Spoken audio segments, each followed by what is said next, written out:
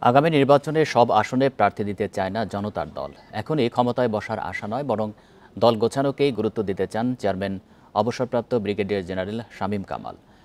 বৃহস্পতিবার আত্মপ্রকাশ অনুষ্ঠানে তিনি জানান, স্বচ্ছতা নিশ্চিতে দলের আয়-ব্যয়ের হিসাব অনলাইনে প্রকাশ করা হবে। এই ঈদে জামা জুতো অ্যাক্সেসরিজের ডিসকাউন্ট।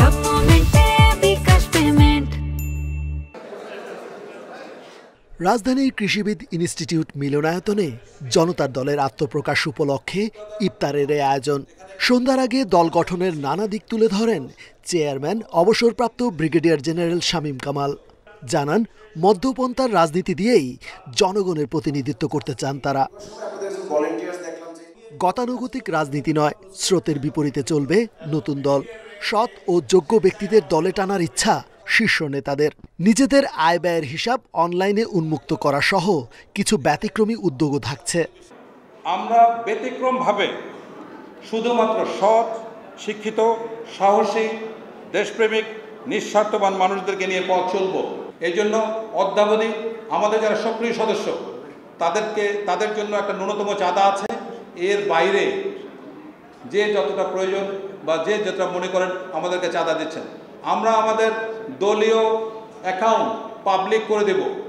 সব শ্রেণী পেশার মানুষেরই নতুন এ দলে যোগ দেওয়ার সুযোগ থাকছে। এখনই ৩০০ আসনের প্রার্থী দেওয়ার চেয়ে দল গোছানোকে গুরুত্ব দিচ্ছেন তিনি। সর্বোচ্চ পর্যায়ে যদি আমাদের কোনো প্রার্থীর, কোনো ব্যক্তির, কোনো সদস্যের আমরা দুর্নীতি বা নৈতিক স্খলন জাতীয় কোনো ধরনের বড় কিছু পাই, তৎক্ষণাৎ তাকে আমরা আমাদের দল থেকে বহিষ্কার করব। আমাদের প্রত্যাশা খুবই সীমিত। আমাদের মোটেই লক্ষ্য নয় ৩০০ সিটে আমরা প্রার্থী দিয়ে আগামী সংসদেই আমরা ক্ষমতায় যেতে চাই। আসন্ন জাতীয় নির্বাচনে যোগ্য প্রার্থী খোঁজা হবে আঞ্চলিক কমিটির মাধ্যমে। এসব কমিটি শিগগিরই ঘোষণা করবে জনতার দল।